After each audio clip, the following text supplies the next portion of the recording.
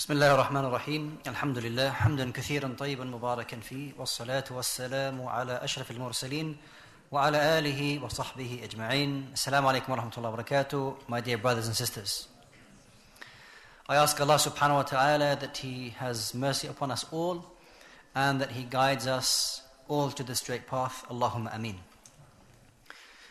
It is for me personally always an honor, and I'm always happy to come to Green Lane Masjid. It is a masjid which I have known of for many years, and alhamdulillah, the brothers or whoever has some form of participation in the masjid always make sure, mashallah tabarakallah, that things are done beautifully and to a very high standard. So I ask Allah subhanahu wa ta'ala to bless all of those brothers, or if there's any sisters as well, for any work that they may do to ensure that this, mashallah, blessed masjid achieves all of its aims. And I also ask Allah subhanahu wa ta'ala to reward every single one of you for attending this evening. I hope that Allah subhanahu wa ta'ala allows us to benefit from whatever is said. Anything that is said which is correct is from the tawfiq of Allah subhanahu wa ta'ala, and any shortcomings or mistakes that I may make is from my own weaknesses and shortcomings. Now, as I am aware of, I've been loosely following over the past few weeks that the lectures that have been happening on a Saturday night have been tackling very important topics, especially because it is dealing with topics which are extremely important to the society that we are living in. Now, society itself will shape an individual. It will shape you. For example, and you can probably attest to this, that if you're from a particular background, what I mean is that your usul, your original background, is, let's say, from Pakistan, or it is from Somalia, and you've been living here for quite a few years, it is quite likely that the Pakistani in the UK differs from the Pakistani from Pakistan in the way that they understand the world, in the way that they present themselves, the level of education possibly. Likewise, those who have families back in Somalia, for example, not just these two countries, but any Muslim country or any place for that matter, you'll find that those two people who have very similar backgrounds from where their origin is, yet however, the environment where that they've been brought up in is extremely different. And it is a fact. It is a fact that the environment that you do live in will have an impact on you. Now, how much that will have an impact on you, there is a lot of factors. Now, I'm not a sociologist, it's not my speciality in dealing with these things. I'm sure that many studies have been done on such things. But there are certain things which, you can think, use your common sense. Like the person's own personality. Is a strong personality? Is it not such a strong personality? Quite a forward person, or an introvert, okay, or an extrovert? Different types of people that the society will differ, that affect them in different ways. Now, especially now, in the time that we are living, 2014, things are moving extremely quickly. What I mean by that specifically is that what we are exposed to, that what we can see, that what we can hear, it is very different from, let's say, for example, 15 years ago. And I'm sure that many of us who are able to, remember that far back and even further, that things are changing very rapidly, very fast. Now, based upon these very fast changes, and we can say that a person may be affected that much quicker. Whereas information, maybe at one time, it took a while to reach people. How to influence people once upon a time was just radio. How would you influence the minds of people to convey information was by radio once upon a time. Then that extended to television. Then it extended to, if you like, 20, 30 years ago to the modern day computer. 20 years ago, then the internet. You could reach much more, millions of people at the touch of a button. So things are changing very, very quickly. And as a Muslim, as a believer in Allah subhanahu wa ta'ala, and our beloved Nabi sallallahu alayhi wa sallam, we have to be very careful. We have to be very careful that we are not affected in a negative way. Because as things are changing very quickly, I myself may change very quickly and I may not know about it. I may not take hold of myself until the single most important thing that I have, which is my deen, I may lose. So it is very important to be aware of your surroundings, to be aware of that what you may face from one day to the next. Now specifically we're going to talk about social media, which is relatively, it's a new phenomena. It's something new. And for many of us, we're still adjusting to it. We are still adjusting. It is a new thing for us. Yes, okay, Facebook, it's been for 10 years. Twitter, a little bit less than that. But we are still adjusting to that.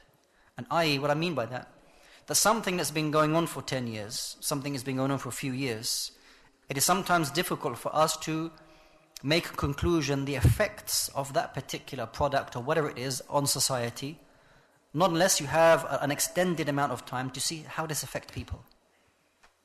Sometimes something is new, we don't know the real impact of it. Only if you see something, the studies done on it, and we can look at it closely, we can say, yeah, this is beneficial or this is harmful. Now, social media in itself is a tool. It is a wasil, it is a means. It is a means of exchanging information. Now, the deen of Allah subhanahu wa ta'ala, if you look at the main or major principles that we can extract from the Qur'an and the Sunnah, it always is about bringing benefit. Bringing benefit and repelling harm. Okay? Alcohol, for example. It is about bringing benefit to us and repelling any harm. Alcohol is harmful to us, therefore we stay away from it. So any command that you find that Allah Jalla wa Ala has commanded us with, that there is a greater benefit in that. Maybe there is some difficulty. However, there is a greater benefit in this dunya and in the akhirah. And anything which is harmful to us, it means that even though that person may extract some benefit from that, there is overall or a majority harm in that matter. So, social media, a wasila, it is a means of exchanging information. Simply as that. Simple as that. It's exchanging information. A knife is a tool which is used to cut food. It is to cut garments or materials. A knife can be very beneficial and can help us in so many ways. And on the other hand, a knife can be something which is very dangerous. It can be used as a weapon, and it can be used to take the life of a person. But it is a means. So you have to go back to the one who is holding that knife. A child, for example, has to be warned not to touch knives because they can cut themselves. They may harm another person. Guns, for example, they are a means. They may be a beneficial means in defending oneself. Or hunting. It serves a good purpose for that. Has a beneficial purpose. But it also has great danger that it can take the life of a person. These are all means. So we have to look at the individual. Are they capable? Do they have the mental capacity to understand and use that means correctly? Now when you look at social media, of course there are no, you don't need state permission to use Facebook like you need a gun. You need state permission for that. You need a license. But you don't need a license to enter into social media. However, the dangers of social media may be far greater than that of a gun or a knife. Because it could lead to what? Over a short or an extended amount of time, it could lead to that person having doubts about their deen because of the information that they have been exposed to. They could be involved in matters which would involve them speaking on behalf of Allah Jalla wa Ala and His Nabi alayhi salam and making up false information. So it is very important for the Muslim, both male and female, to realize what they are dealing with. And Nabi sallallahu alayhi wa sallam, he told us, الدال على الخير كفاعله, that the one who shows good, you show somebody good, and then that person does good, that you will have the reward of that person when they do that good, because you taught them. So the great ajr, the great reward that would involve in having children, for example, you teaching them to pray, teaching them to say Subhanallah, Alhamdulillah, every time that they say that, you as a parent, you would receive reward as well for that. Likewise, if a person is to teach something which is wrong, a form of disobedience to Allah subhanahu wa ta'ala, then that person who commits that wrong, because of you will carry that responsibility, you will carry that sin. And as long as they carry it and do that, you will have responsibility for that as well. Now imagine once upon a time, let's say for example, that you're sitting with somebody and you say that information, whatever it was, to do this action, and it's wrong. And then that person goes ahead and they continue to do that. It's just one person. Now imagine that on a mass scale. For example, Facebook. That you say something, you advise somebody, not only, or even Twitter, you advise somebody to do something regarding the deen of Allah Azza wa Jal, and it involves disobedience, it involves false information, not to be verified.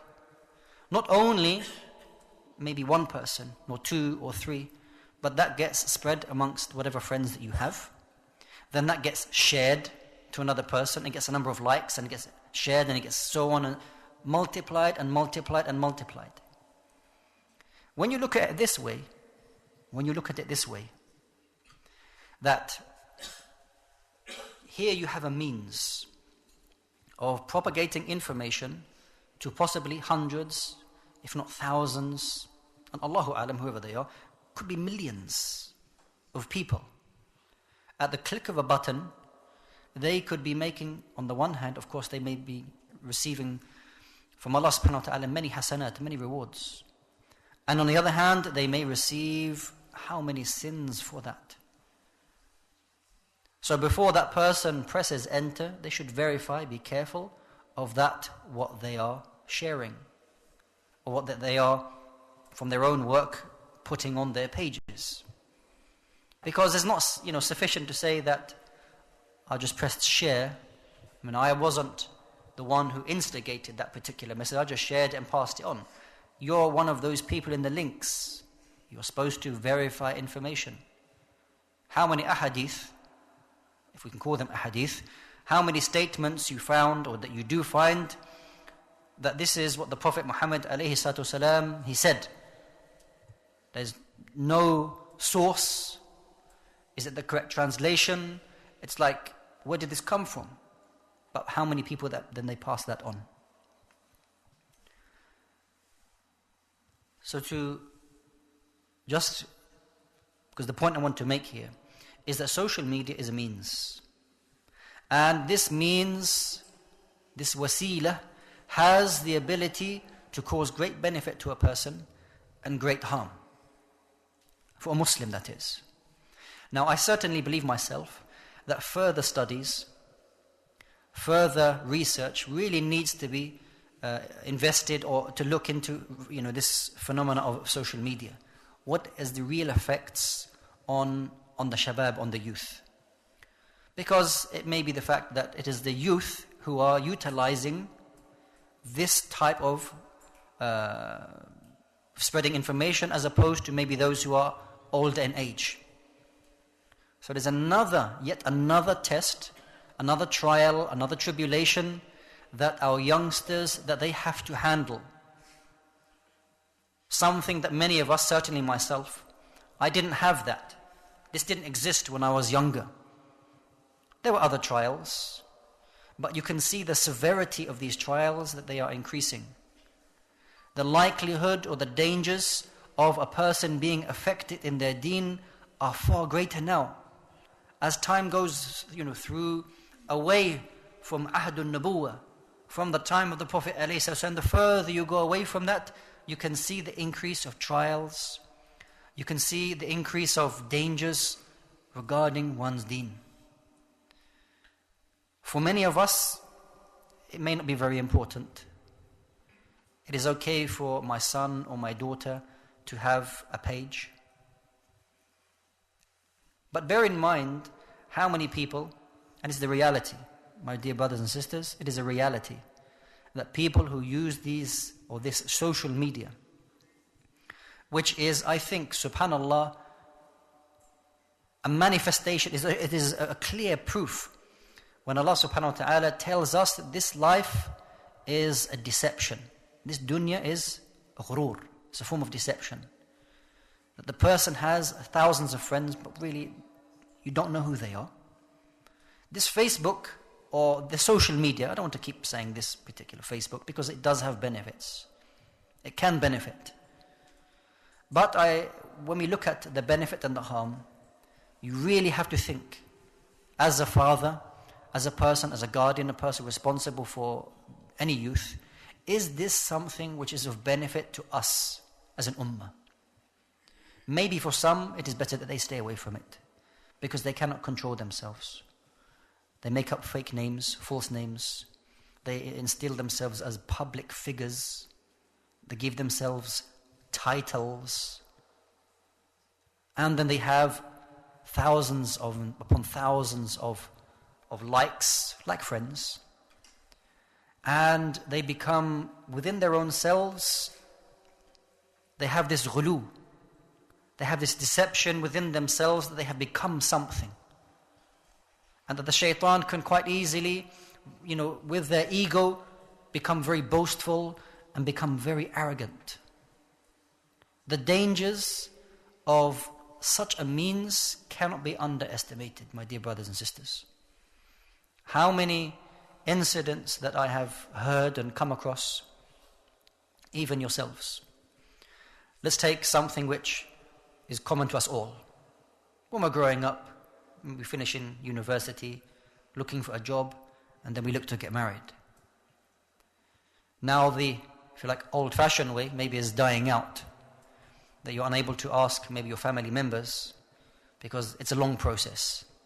And I need to get to know them. That person, prospective husband or wife, I need to get to know who they are. And if I go through the traditional way, then really I don't know who I'm marrying. So let me take the social media way. Okay? I'll do it, the halal way.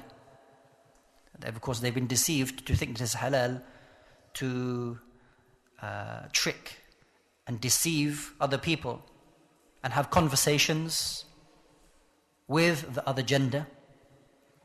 And then how many internet marriages that you hear about? I've heard of so many internet marriages. You ask, how did you meet? Well, we met through the internet. How did you meet through the internet?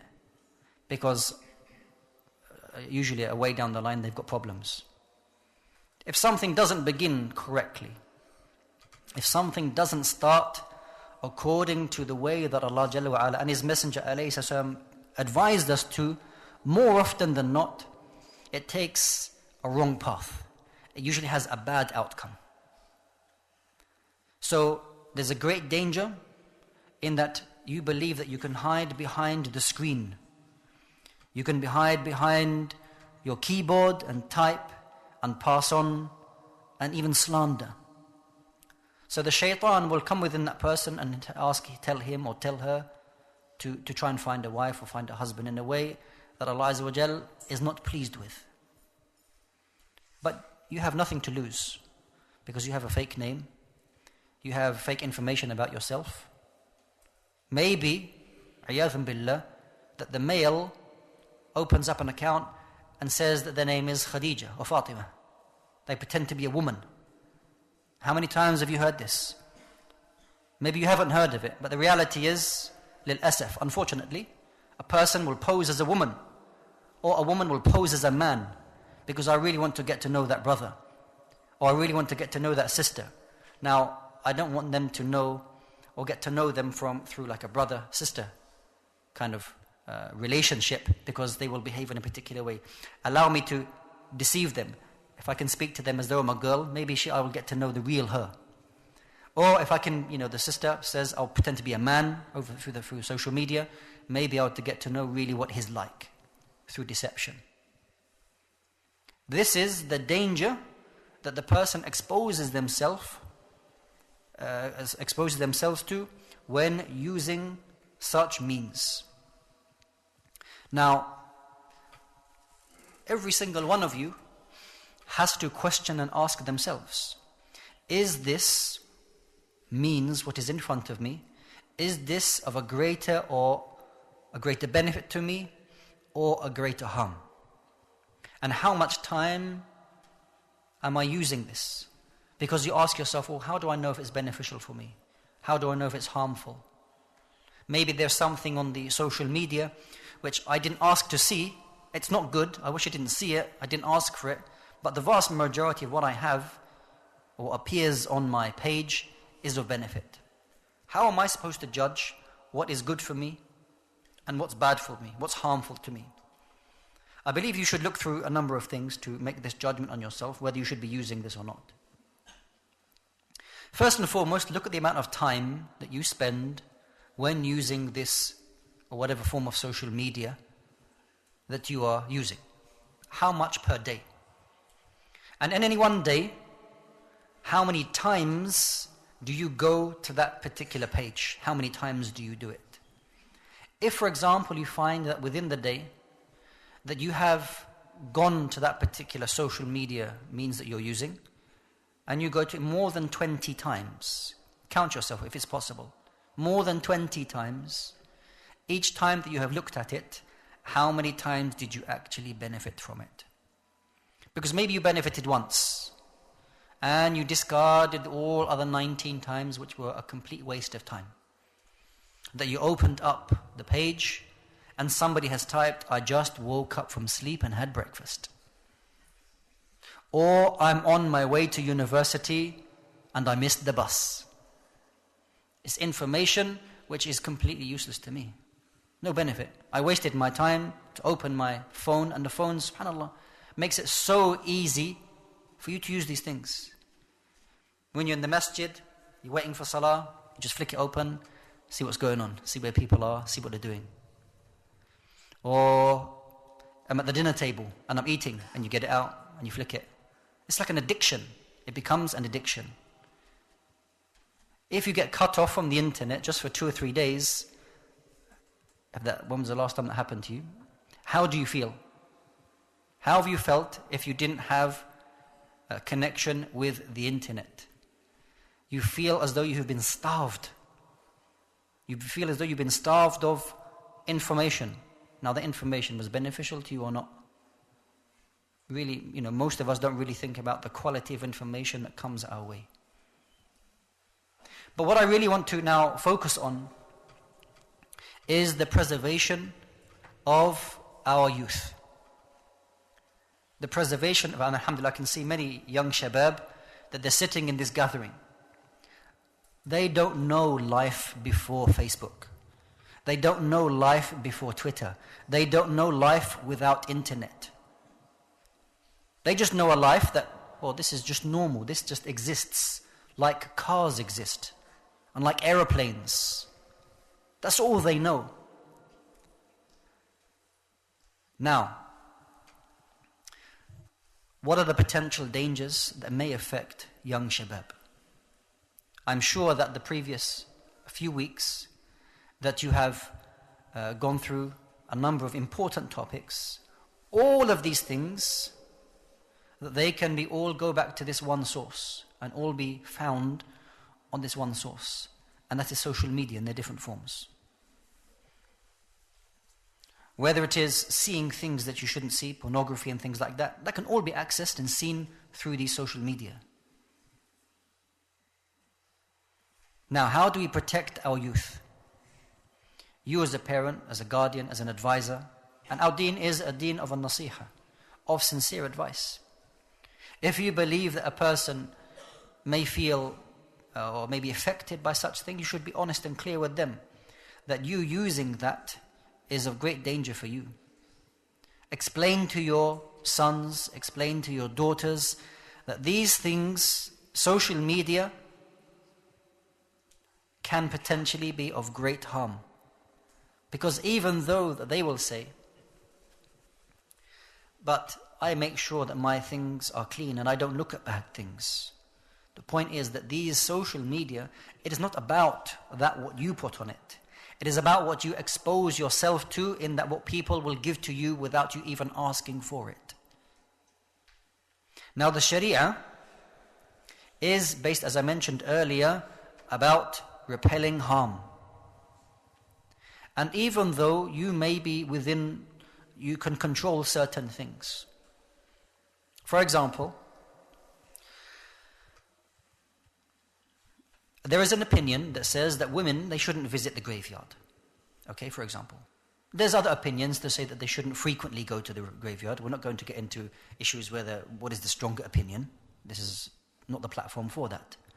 But the point is, let's take the position that, or explain the position that it is not allowed for a woman to visit the graveyard.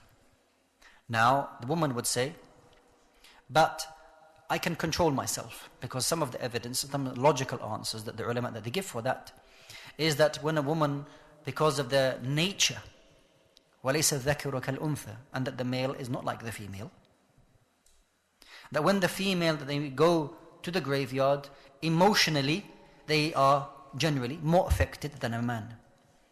And their response and their actions may then have an effect on other people, which then goes against certain principles about protecting and covering the woman. So her going to the graveyard, and maybe her, becoming upset and crying and things like that. But it's fairly controlled. But the point is that the man seeing another woman in that state, okay, maybe cause a fitna for him as a test to see. He doesn't want to see this. It's sad for him. It may affect him. So even though she says to herself, I can control myself, I am in charge of what is going on, she doesn't have control how the other people will be affected. Okay? This is just an example. The point is what? That sometimes you within yourself, yes, you may be in control of things, but what you do not control is how other people are affected by what is happening with yourself. The same principle can be implemented here with these social medias. That you yourself, yes, you may be able to control good reminders. Cutting and pasting a translation of the meanings of certain ayat from the Qur'an, completely authentic, good benefit, and you give it to the people.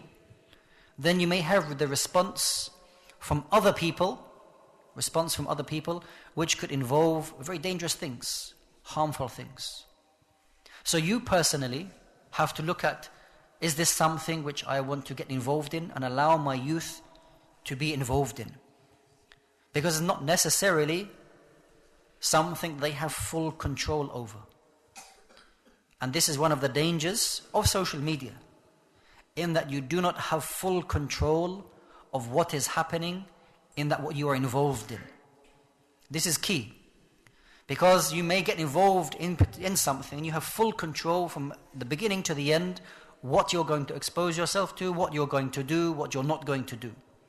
However, social media, and the nature of it, is that the vast majority of the information that you see and go through, you have no control over it at all.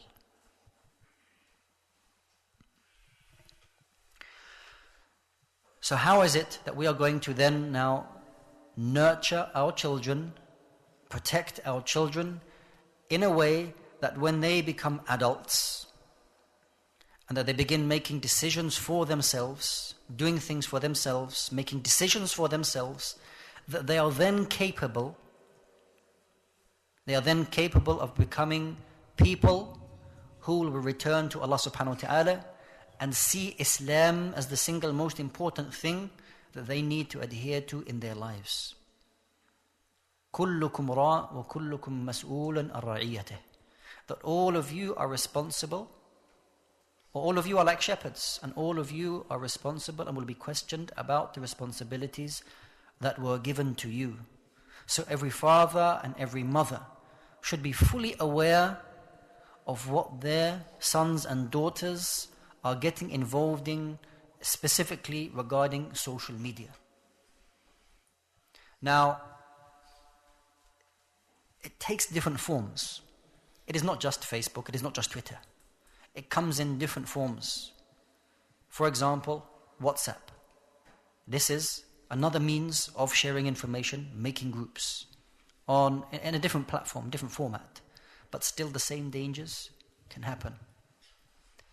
Even, what is it called? Penguin Club. Penguin Club?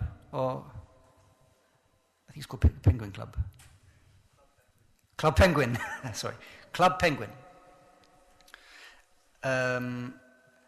Very innocent looking game.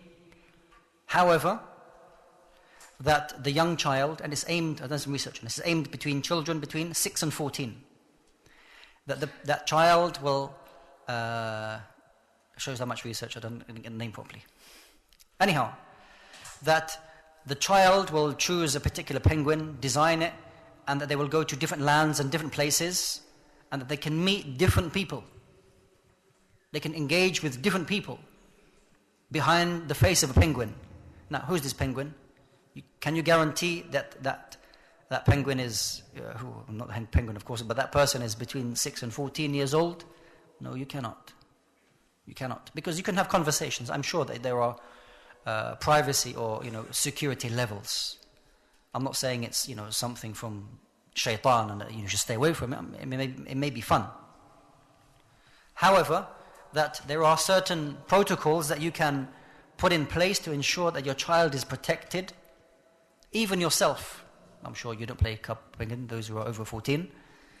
But there are certain security things that you can put in place to ensure that it doesn't cause any harm to you or your son, I should say, or your daughter.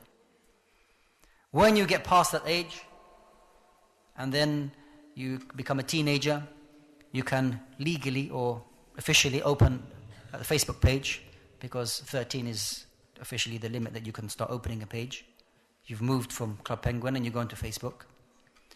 The privacy settings, how does it work? People share things with you, why are people sharing this with me? The things that they give to you, I didn't ask for this. Things appear in the deen which are not from the deen at all. Now, I've been a Muslim for about 20 years. For the first, let's say 15 years of my life, even more than actually, I never ever heard the word Jum'ah Mubarak. I never, it's just a personal example. I never heard this in my life. Jum'ah Mubarakah. I never heard it in my life. It is now, you find it, people are sending you Jum'ah Mubarakah, Jum'ah Mubarakah. Where did this, now there's a big discussion, is it allowed for you to say Jum'ah Mubarakah? Is it bid'ah? Is it not bid'ah? Is it just like you saying Eid Mubarak or not? Another discussion, another controversy, another matter which busies the Muslims. And in the end, what is the thamara? What is the fruit? Either you're going to continue doing it, saying Jum'ah Mubarak, even though you don't want it. People still keep sending it to you. And then you'll keep advising people, please don't send it to me. It's an innovation into the deen. And we get busy with all of these debates. I certainly believe that, and Allah Azza wa knows best, and this is a personal opinion, that quite possibly, Allahu A'lam, that social media, and maybe I need to reevaluate my own Facebook page. that there is maybe more, not necessarily harm, but maybe there is potentially more of non-benefit in this than there is benefit. I don't necessarily want to say it's harm, but something which is of completely no benefit to you. You don't get anything from it. It's just a waste of time. The vast majority of that what you read or that what you come across, I believe is personal. Maybe it's just the circle of what I'm exposed to. I'm not saying this is necessarily the case with everybody. I do think that the vast majority of that what is available or what I come across is a waste of time. It's a complete waste of time and serves very little or of no benefit. No benefit. There is, of course, the other side of that you can cause and have a great positive, a big positive on millions of people, or thousands of people, by just reminding them of Allah subhanahu wa ta'ala. I don't want to condemn the whole thing. But there may be, if a person is able to, if they say it maybe once a day or twice a day, they're not reading through or sifting through, tens or hundreds of messages, and it's a waste of time. So look at yourself, how you interact with such means of spreading information.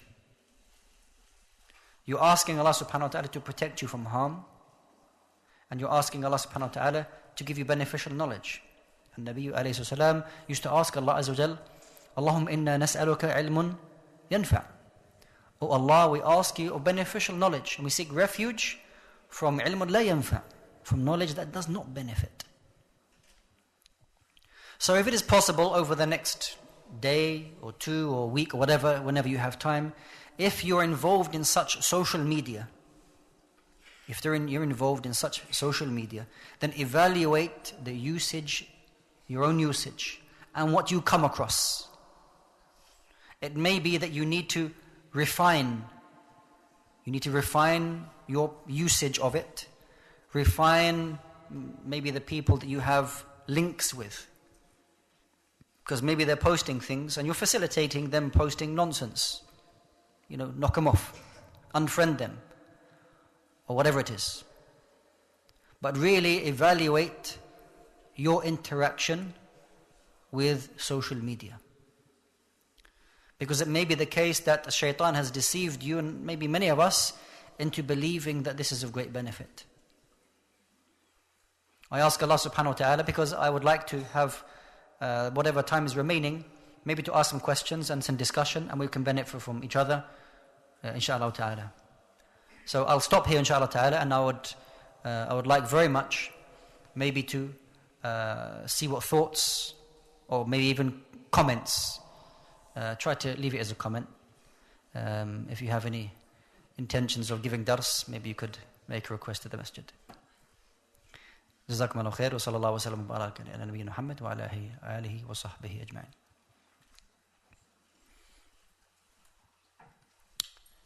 Yes, brother.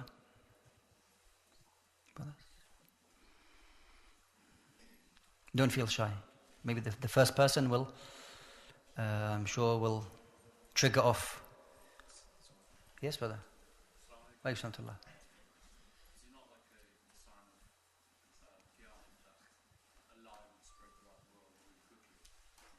What will be spread? A lie. No, lies. No. Yeah, I mean, the brother's asking, Jazakallah khair, is it one of the signs or the minor signs of Qiyamah that the spreading of lies will spread quickly? I myself, Allahu A'lam, I don't know if it's one of the signs, the lies spreading quickly, but no doubt the increase of lying and deception and khiyana, this of course in general will be one of the signs in general, yes, of the signs of Qiyamah, minor signs, and Allah subhanahu wa ta'ala is missed. And no doubt using these social medias is a way of spreading lies very quickly. What is the best way to respond to people who are spreading innovation like No.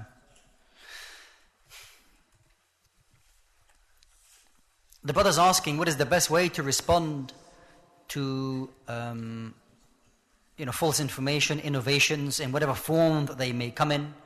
The person personally believes that Jum'ah Mubarak is a bid'ah, is not something that the Prophet ﷺ or the companions used to do. And how do you advise such people? Now, whenever you advise anyone, you should advise them in a wise way, with wisdom, bil hikmah. Allah subhanahu wa ta'ala, He says, "Ud'u ila sabili rabbika bil hikmati wal maw'izati al hasana wajadilhum billati hiya ahsan." That every single one of us, we will call to the path of Allah subhanahu wa ta'ala.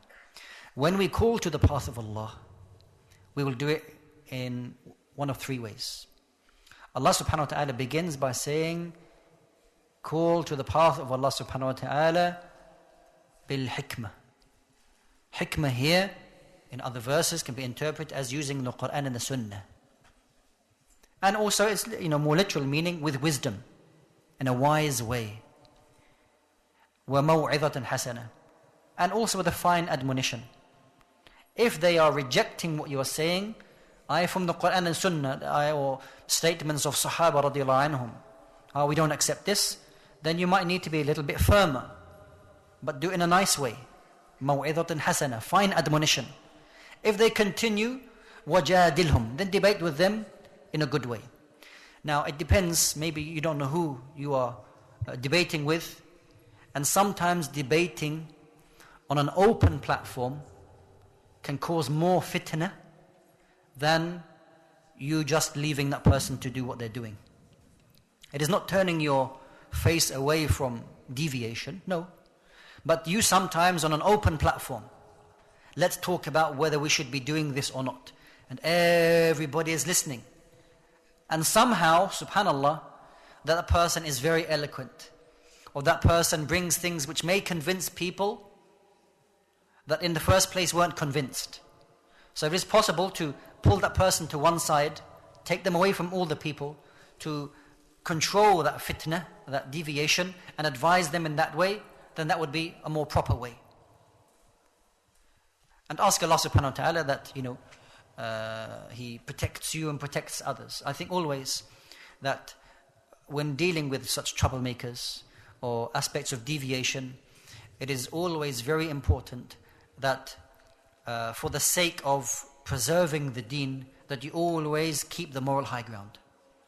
That you do not fall into the way that they may disrespect and devalue, because they have no value for the deen, or they have very little value for implementing the deen. So always remain in a way which is as close as possible to the Qur'an and Sunnah when advising people. Wallahu ta'ala alam.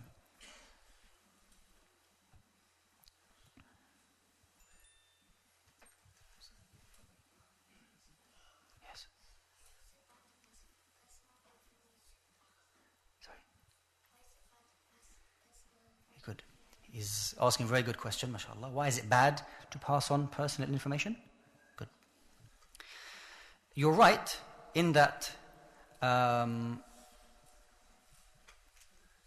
don't want to get into conspiracy theories here.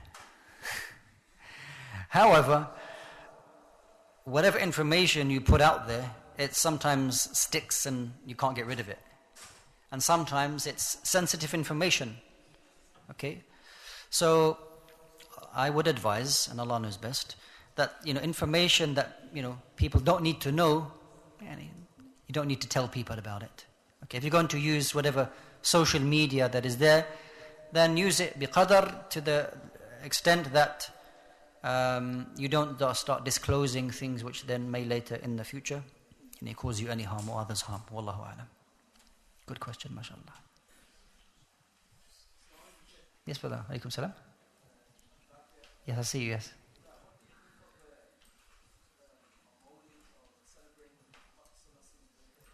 What do I think of Mawlid? طيب. Yeah. What, on social media? In general? طيب. I've exposed myself, as one does, to social media. I didn't put any privacy settings on making it clear to the type of question that should be asked, really. If we can keep the questions, Allah yasallimak, barakallahu feek, to our topic, then it will be easier for us to remember the information that has been discussed here. However, since it has been asked, I'm not avoiding the question. I'm not avoiding, I'll answer it. No, don't apologize. Don't apologize about this, okay. And Mawlid al-Nabi,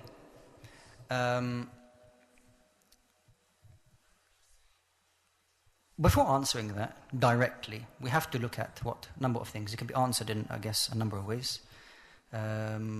Is it something that the Prophet ﷺ did? No, It is not. It is something that the Sahaba radiallahu anhum did? No. What about the generation that came after that? No. Okay. Generation after that? No. Okay. What about the generation after that? No. Oh, so where did it come from? 5th century, roughly 5th century after Hijrah.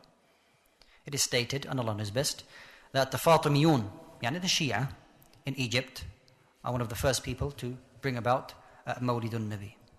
Now the fact that somebody would not celebrate the birthday of Rasulullah ﷺ does not mean at all that it is a form of disrespect. Would we say that Abu Bakr radiallahu anhu disrespected Nabi ﷺ because he didn't celebrate the birthday? Kalla, no way. So how we show our love, how we show our adoration for the most beloved person, a person whom alayhi we love more than our mother, more than our father, more than our children. Okay? This is part of our iman, we do not deny. The fact that I wouldn't celebrate the Mawlid doesn't mean that I am disrespecting Nabi alayhi. Not at all. So I follow his sunnah in the best way that I can him. And I love him by knowing him, by studying his seerah, the greatest messenger that was ever sent to mankind. Wallahu ta'ala alam.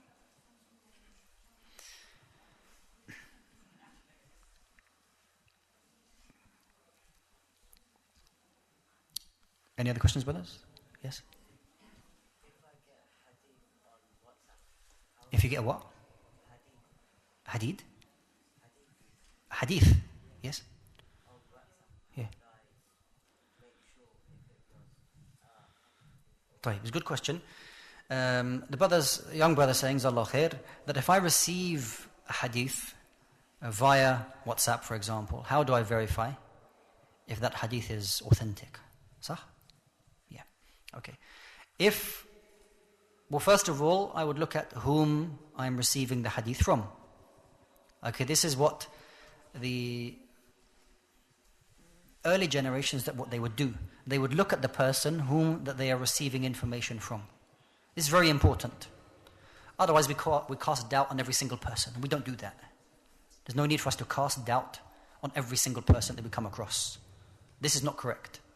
Because the asl is that if I meet a Muslim, he's my brother and I believe him to be truthful. Because his origin is that he believes in Allah and His Messenger ﷺ. So this is a good start for me. So the person whom that I receive that information from, if I know him to be a trustworthy person, that they're not the kind of person who just passes on false information, okay? And maybe they referenced the hadith, then maybe you want to pass that on. If there is a doubt and you are not sure yourself, as Allah subhanahu wa ta'ala says, فَاسْأَلُوا أَهْلَ الذِّكْرِ إِن كُنْتُمْ لَا تَعْلَمُونَ. Ask the people of knowledge if you don't know. Now the people of knowledge are those whom are well known to be trusted. And there are means, if you can't reach a person, maybe you could ask your father, or you could ask somebody trustworthy to find out the authenticity of that narration. Okay, but it's important, if you have a doubt, not just to spread something. May Allah bless you and bless us all. Barakallahu feek. Yes, brother?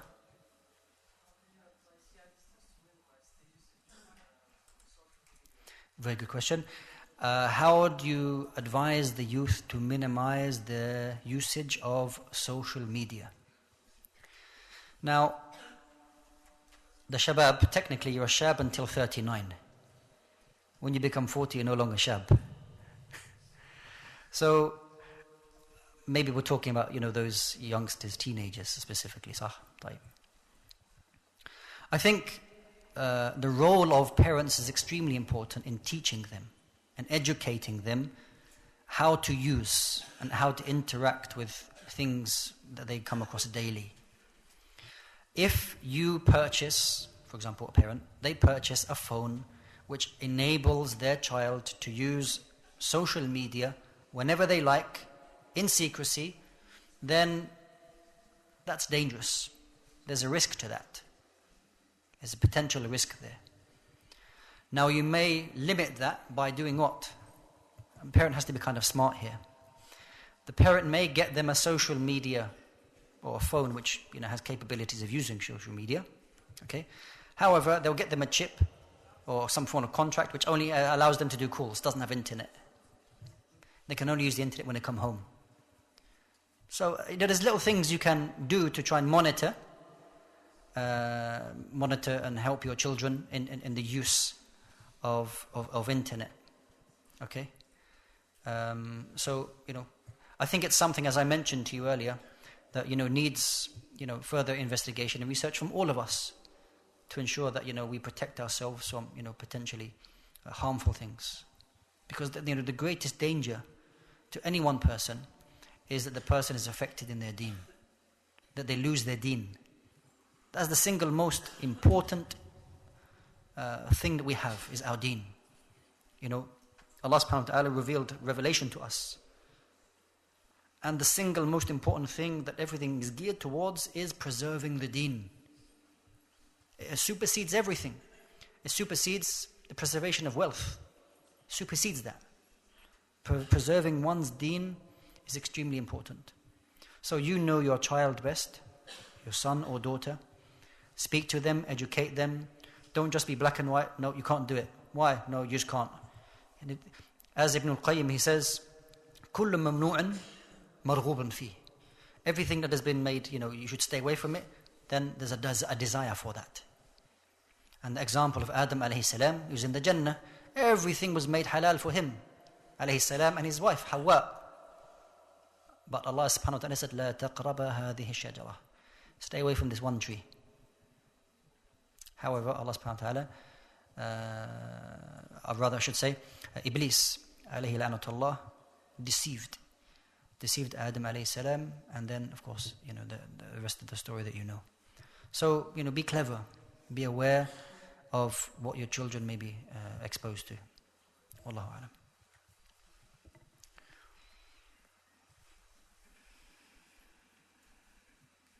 Maybe 5 minutes left.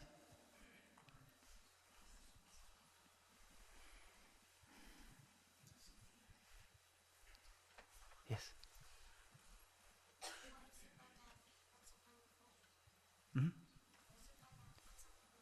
Is it okay to have WhatsApp? Sorry? Why is it bad? Can you have WhatsApp on your phone? No, it's not necessarily bad.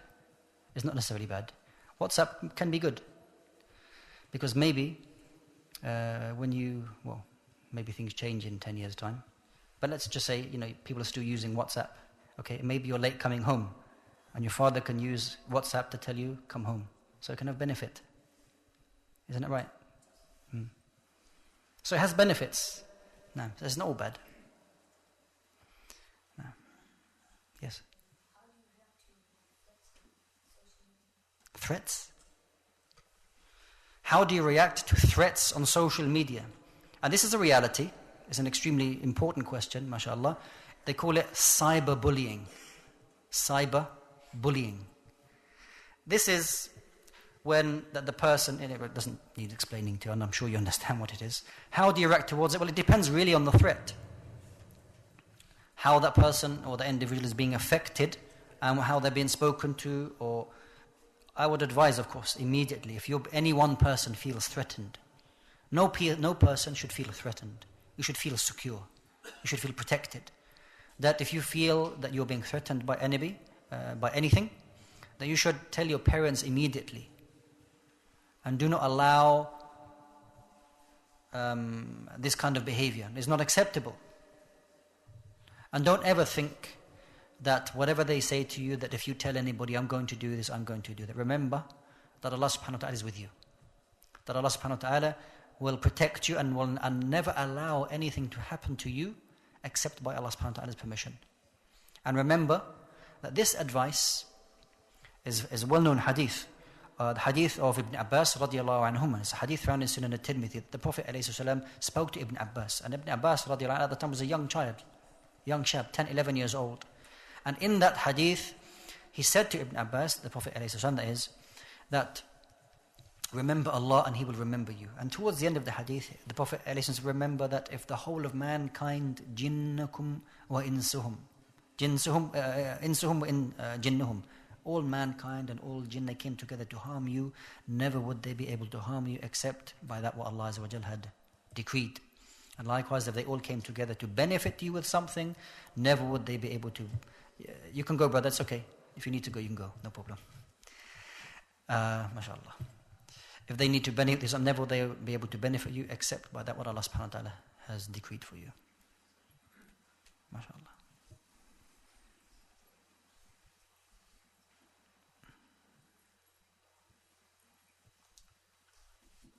Okay, may Allah reward you all, brothers, sisters. If there's any sisters here, for your time, I ask Allah subhanahu wa ta'ala to protect us all from anything that may cause harm to us in this life and the hereafter. I ask Allah subhanahu wa ta'ala that we are joined in a gathering in a far greater place with greater blessings in Jannat al-Na'im. جزاكم الله خيرا وصلى الله وسلم وبارك على نبينا محمد وعلى آله وصحبه أجمعين. السلام عليكم ورحمة الله وبركاته.